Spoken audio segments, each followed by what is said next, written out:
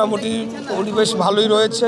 দুই একটি বিচ্ছিন্ন ঘটনা গতকাল রাত থেকে ঘটেছে, যেমন আমরা দেখেছি শুনেছি যে জামাত এবং শিবিরের লোকজন জুবলি স্কুল নামে একটা কেন্দ্র আছে সূত্রাপুরে, সেখানে তারা প্রবেশ করার চেষ্টা করে।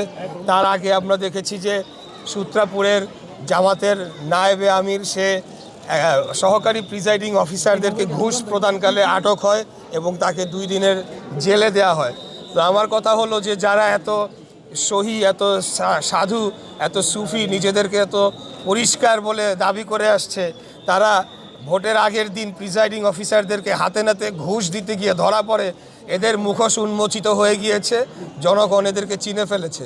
তাই আমি মনে করি যে আজকে সারা বাংলাদেশেই ধানের শীষের পক্ষে বিপুল ভোটে জয়লাভ করিয়ে জনগণ আমাদেরকে ভোট দিবে, এটা আমি বিশ্বাস করি। নতুন ভোটারদের উদ্দেশ্যে বলবো যে 24-এর যে রক্তাক্ত গণ অভ্যুত্থান হয়েছিল, সেখানে বহু মানুষ জীবন দিয়েছে, যেই কারণে সেটি যদি সফল করতে হয় তাহলে অবশ্যই সবার উচিত হবে ভোট কেন্দ্রে আসা এবং তাদের ভোটটি দেয়া এবং নিশ্চিত করা যে তারা তাদের ভোটাধিকারটি প্রয়োগ করেছেন।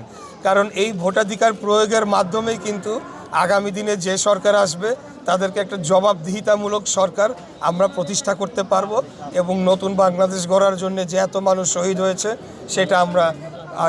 সেই লক্ষ্য অর্জন করতে পারবো। আমি বললাম তো এখন পর্যন্ত পরিবেশ নিয়ে আমরা সন্তুষ্ট, কিন্তু যারা গুপ্ত রাজনীতি করে এসেছে তারা গুপ্ত কার্যক্রম চালানোর যে চেষ্টাগুলো করেছে, যেটা আমি বললাম যে এই অর্থগুলা কোত্থেকে আসলো সেটাও একটা প্রশ্ন। তারা যে ব্যাংক দখল করেছে, সেই ব্যাংক থেকে কি সেই টাকাগুলো নিয়ে আসছে? ইসলামী ব্যাংক সহ আরও যে ব্যাংকগুলো দখল করেছে, তো এই প্রশ্নের জবাবগুলো তাদেরকে অবশ্যই দিতে হবে। আজকের ভোটের দিনটা পার হোক, তারপরে জনগণ তাদের কাছে এই প্রশ্নের জবাবগুলো চাবে ইনশাআল্লাহ।